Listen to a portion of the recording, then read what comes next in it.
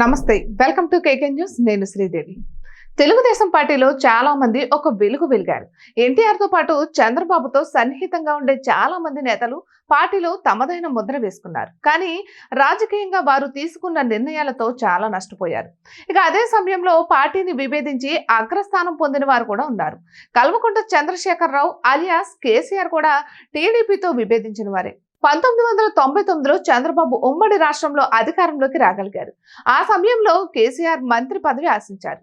కానీ చంద్రబాబు ఇచ్చేందుకు మొగ్గు చూపలేదు. దీంతో పార్టీ నుంచి బయటకు వెళ్లి ప్రత్యేక తెలంగాణ నినాదాన్ని అందుకున్నారు. ఇక బీఆర్ఎస్ పార్టీని ఏర్పాటు చేసి సుదీర్ఘకాలం పోరాడి తెలంగాణ ప్రత్యేక రాష్ట్రానికి ముఖ్యమంత్రి అయ్యారు.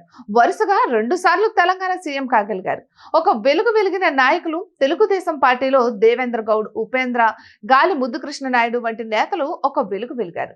కానీ పార్టీని విభేదించిన తర్వాత జీరోలయ్యారు.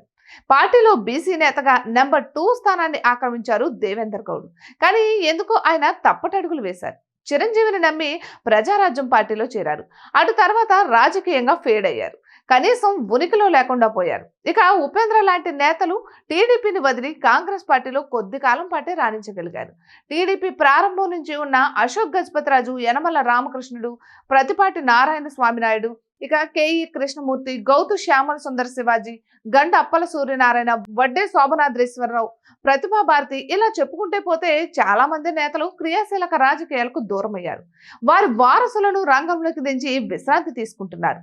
మొత్తానికైతే టీడీపీలో ఒక శకం ముగిసినట్టే. ఇప్పుడు జూనియర్లు తెరపైకి వచ్చి రాజకీయం చేస్తున్నారు.